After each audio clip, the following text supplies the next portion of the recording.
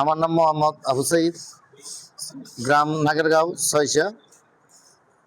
তো আমরা এই খবর পাইলাম কোম্পানির গাড়ি আটকেছে।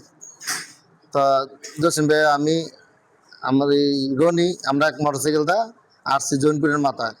আসার পরে সাথে গাড়ি নেই, পরে এরা কিছু দিই আপনার গাড়ি ঢুকান যাবে না, আমাকে দেখিয়ে বলতেছে গাড়ি ঢুকান যাবে না।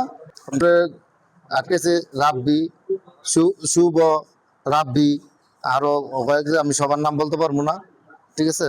আমি মুখ চিনি, কিন্তু আরো 10-12 জন অতর্কিভাবে হামলা করলো। রান্দা আছে না, এস এগুলি নিয়ে আমাকে উপরে হামলা করছে। হামলা করার পরে আমার এই অনেক ক্ষোভ পড়ছে মাথায়। আর এই এস দেবের হাতটা ভেঙে ফেলাইছে, অনেক প্লাস্টার করতে যাবো। আর আমার সাথে ছিল ব্যবসায়িক টাকা ছিল 1,00,000 টাকা, আরো মানি ব্যাগ ছিল, আর গলার মধ্যে চেন ছিল, এটাও নাই। এই নাই অতিরিক্ত ভাড়া অনেক কিছু করছে। আমরা আসছিলাম 3-4 জন লোক। আমরা কোম্পানির কাজে কোম্পানির সাথে ব্যবসা করি, যার কারণে ওইখানে আমরা কাজ করতেছিলাম।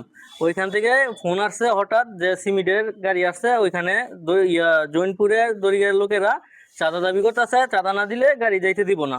তাই এইটা শোনার পরে আমরা ওইখানে গেছি, ঘটনাস্থলে আমরা 3 জন গেছি, আমি, আব্বামু আর জসিম ভাই।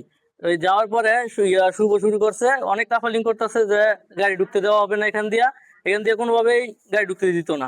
আমাদের 100 বস্তা সিমেন্টের গাড়ি, কোম্পানির গাড়ি। ওই কোম্পানির গাড়ি ঢুকাইতে গিয়া মনে করেন এক পর্যায়ে হারা ঢুকাইতে দেয় না, আমরা বলতেছি যে ঢুকবো, এখান দিয়ে তো আমরা চলাচল করার আমাদের অধিকার আছে, সরকারি ভাবেও আমাদের অধিকার আছে, এখান দিয়ে আমরা চলাফেরা করি সব সময়। তাই ওর আম্মায় এসে গেল কি কাইজাটা বাড়াই দিল।